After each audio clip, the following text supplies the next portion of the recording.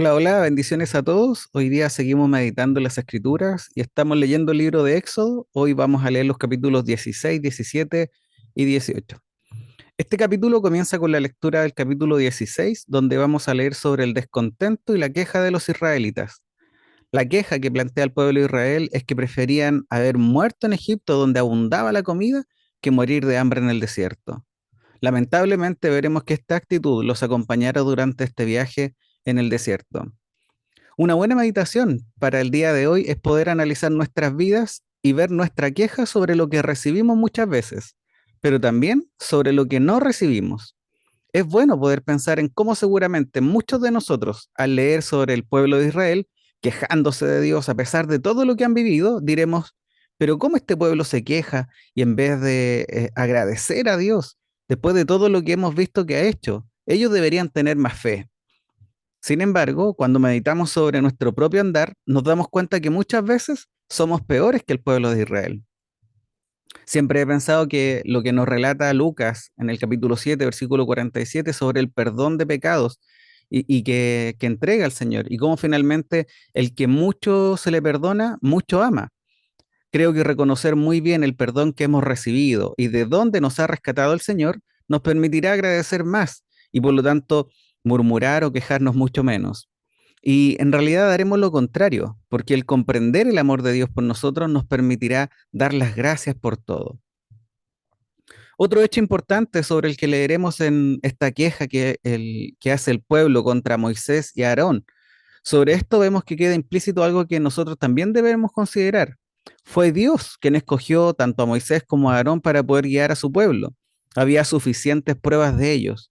Por lo tanto, las quejas del pueblo al respecto en realidad no son contra Moisés y contra Aarón, sino que terminan siendo quejas directamente contra Dios.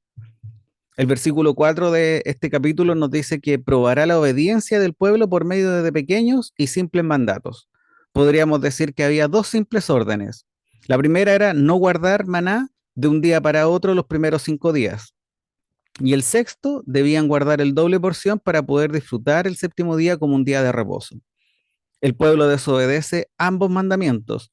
Quisieron guardar mayor ración a la indicada y salieron a recoger maná en el día de reposo. Un detalle sobre el maná es esto que al día siguiente criaba gusanos y se podría. Sin embargo, el día previo al día de reposo, esto no ocurría. El maná seguía intacto para poder acompañarlos el día de reposo y así poder comer ese día. Muchos programas de televisión de tipo History Channel a veces tratan de replicar hechos bíblicos y justificar algunos atribuyéndolos a la naturaleza. Pero acá tenemos un hecho que no se puede atribuir a la naturaleza, ni mucho menos replicar, hacer un milagro como este. Esto es un milagro del Señor en todo su esplendor. En este tipo de programas, por ejemplo, dicen que las codornices son aves migratorias, que vuelan en grupos muy grandes en ciertas épocas del año, que cuando descienden a la tierra para descansar es fácil capturarlas con la mano. Sin embargo, en este caso las codornices llegaron en el momento que el Señor dispuso y lo hicieron en el lugar preciso que Él había escogido. Vinieron en cantidades suficientes para alimentar a 2 millones de personas. Con toda seguridad podemos decir que eso es un milagro del Señor. Se debe mencionar algo más con respecto al maná. Jesús se refirió al maná. Este habló a los judíos acerca del propósito de su venida y a este mundo y utilizó el maná. Nuestro Señor dijo, yo soy el pan de vida. Vuestros padres comieron el maná en el desierto y aún así murieron. Este es el pan que desciende del cielo para que no muera quien coma de él. Yo soy el pan vivo que descendió del cielo. Si alguien come de este pan, vivirá para siempre.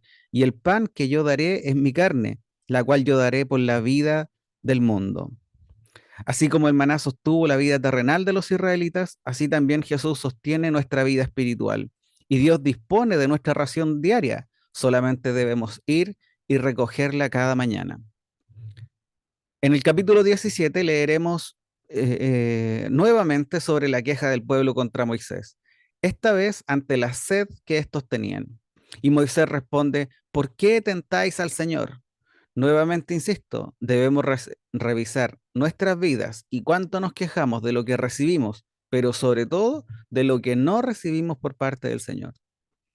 También vamos a leer en este capítulo sobre la guerra con Amalek, quienes debemos considerar que ellos vinieron a enfrentar al pueblo de Israel, pero en este breve relato hay múltiples enseñanzas.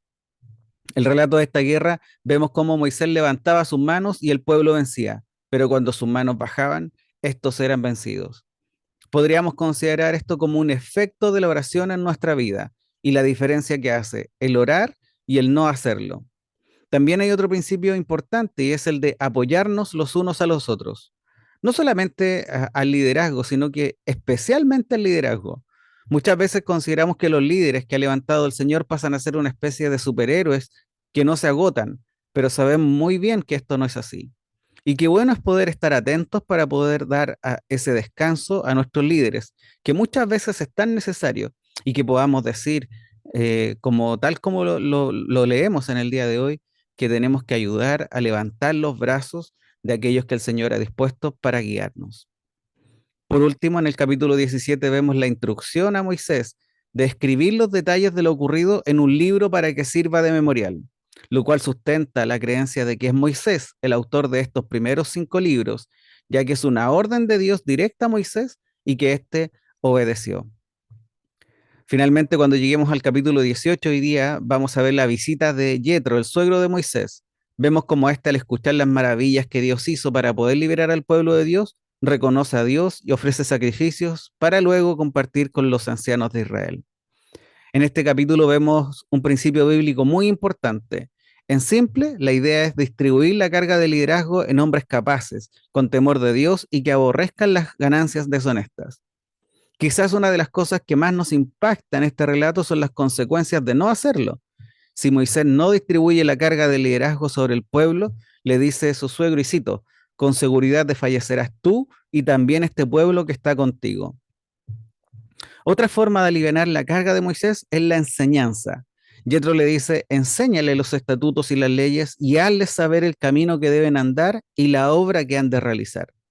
Y claro, la mejor manera de no tener que estar resolviendo cada caso todos los días, todo el día en medio del pueblo, es que estos sepan cuál es la voluntad del Señor, cuál es la ordenanza del Señor y cómo estos deben actuar diariamente, porque es el Señor el verdadero juez y Señor de nuestras vidas.